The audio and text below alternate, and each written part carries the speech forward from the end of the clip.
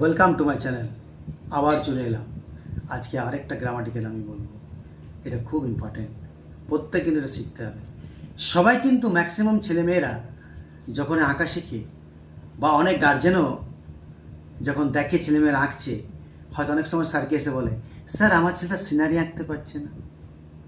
এই যে সিনারি আঁকতে পারছে না, ম্যাক্সিমাম জন মনে করে যে সিনারি আঁকতে পারলে হয়তো ছবি আঁকতে পারে। এটা কিন্তু খুব ব্যাপার। বা ছোটো বাচ্চাও বলে, বা হয়তো কিছু আমি আঁকাচ্ছি, ছোটোখাটো জিনিস আঁকাচ্ছি, স্যার আমি সিনারি কবে আঁকবো। এই যে ব্যাপারটা, সিনারি আঁকতে গেলে যেটা দরকার শেখা, সেটা তো আগে শিখতে হবে। তাহলে সেই জন্য কি হয়, প্রত্যেকটা শিক্ষক, ড্রয়িং যারা শিক্ষক বা যারা শেখাচ্ছেন, তারা কিন্তু তার আগে সেটা রেডি করায়। তাহলে আমাদেরকে যদি এই ল্যান্ডস্কেপ করতে হয়, তো ল্যান্ডস্কেপে যে গ্রামাটিক্যাল, সেটা আমাদের শিখতে হবে। আর একটা ল্যান্ডস্কেপ যখন আমরা আঁকি, যখন কোনো সিনারি আঁকি, সিনারিতে আমার পাখির দরকার আছে, পাখি জানতে হবে। সিনারিতে গরুর দরকার, গরু জানতে হবে। সিনারিতে মানুষের দরকার, মানুষ জানতে হবে। তাহলে আমাকে প্রত্যেক জিনিসটা আগে শিখতে হবে ইন্ডিভিজুয়ালি, তবে তো সিনারির মধ্যে আমি ঢোকাতে পারবো। আমি একটা সাপোজ আমি একটা সিনারি আঁকতে চাই, গ্রাম্য সিনারি, ভিলেজ সিনারি। আমাকে দিয়েছে যে একটা ভিলেজ সিনারি ড্র করো। তাহলে আমি কী ভাববো, ভিলেজে কী থাকে? আমি মনে করবো ভিলেজে গরু থাকে, ভিলেজে ছাগল দেখা যায়, মানুষ যাচ্ছে কোনো জল নিয়ে, কোনো মেয়েরা জল নিয়ে যাচ্ছে, বা খেতে কেউ লাঠি নিয়ে যাচ্ছে। এই যে গ্রাম্য পরিবেশ, তাহলে এগুলো যদি আমি না জানি, তাহলে আমি সিনারির মধ্যে দেবো কী করে? তার জন্য কি হয়, শিক্ষকরা প্রথমে এগুলো ইন্ডিভিজুয়ালি আগে একটা একটা করে শেখায়। যখন সে রপ্ত হয়ে যায়, আস্তে আস্তে সিনারির মধ্যে কনভার্ট করে। এটা সিনারি। আর সিনারি আঁকতে গেলে প্রথম যেটা দরকার, সেটা হচ্ছে কাছে দূরের এই ব্যাপারটাকে ডিফার করা। যতক্ষণ না এটাকে কাছেরটা কাছের আর দূরেরটা দূরের, এটা না বোঝাতে পারে, ততক্ষণ পর্যন্ত সিনারি ভালো হবে না। এটাকে বলা হয় পার্সপেক্টিভ, বাংলাতে বলা হয় পরিপ্রেক্ষিত। এই পরিপ্রেক্ষিত ব্যাপারটা যদি না জানা হয়, তাহলে কিন্তু আমরা কাছেরটা কাছে, দূরেরটা দূরে কিন্তু বোঝাতে পারবো না। এটা কিন্তু খুব ইম্পর্টেন্ট।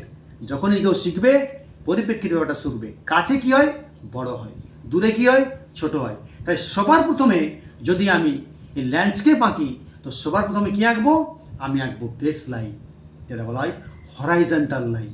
এই হরাইজন্টাল লাইন হচ্ছে আসল। এটা কি করে, এটা কাজ হচ্ছে আকাশটা আকাশের দিকে আর মাটিটা মাটির দিকে ডিফারেন্স করা।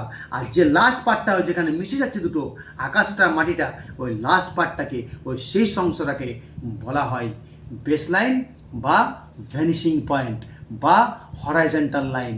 এগুলোর অনেকগুলো নাম আছে। এই দুটো করার উদ্দেশ্যই হচ্ছে যে ওইটা দূরের অংশ আর আমার কাছেরটা হচ্ছে কাছের অংশ। এই দুটোকে আমরা আলাদা করে করতে পারবো।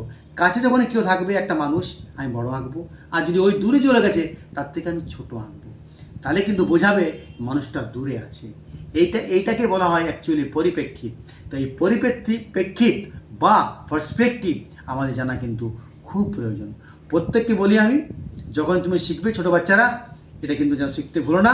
আমি আগের দিন শেখাবো, এই নয়, তোমাদেরকে বলতে চাই, এখন আমি সবগুলো ডিসকাস করে নিলাম, আলোচনা করে নিলাম।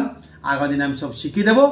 একটা একটা করে আমি পার্ট বলবো, একটা করে সিনারি বলবো, একটা করে গ্রামাটিক্যাল শেখাবো আগে, তারপর আমি সিনারি শেখাবো। তাহলে দেখে প্রত্যেক কিন্তু খুব ভালো করে শিখতে পারছো। আমাকে ফলো করতে হবে, খুব সুন্দর শিখবে, কোনো ভুল হবে না, খুব সুন্দর করে শিখে যাবে, কোনো অসুবিধা হবে না। তাহলে চলতে থাকবে এইভাবে। কোনো ছবি, যে কোনো ছবি আঁকো, সিনারির মধ্যে যা ছবি, শুধু ভিলেজ সিনারি নয়, তার মধ্যে টাউনের সিনারি হতে পারে, তার মধ্যে হিল স্টেশন হতে পারে, তার মধ্যে মার্কেট সিনারি হতে পারে, এত কিছু। তাহলে চলুক, এবার আমরা শেখাবো। আজ এতটাই।